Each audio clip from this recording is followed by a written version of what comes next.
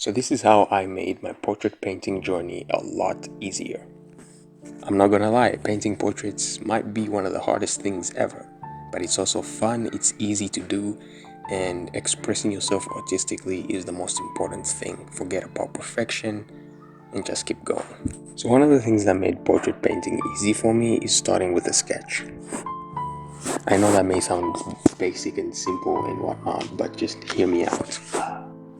If you look at a professional painter who has been painting for over 20 years, they're not going to need a reference. They're just going to get started with their brushes.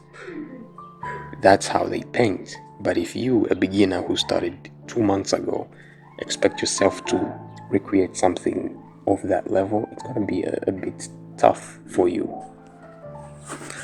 So that's why starting with a sketch is essential, because it gives you guidelines on where to start and where to go. Another thing that made portrait painting easy for me is making sure I start with dark tones, then go on with mid-tones, and then end with highlights.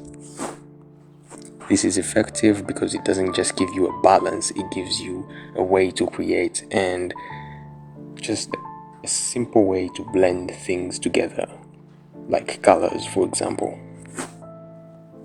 And another tip is that you should not overcomplicate your references. Do not pick a hard reference, pick a simple reference and work your way across, like we said, especially if you do not have that much of experience.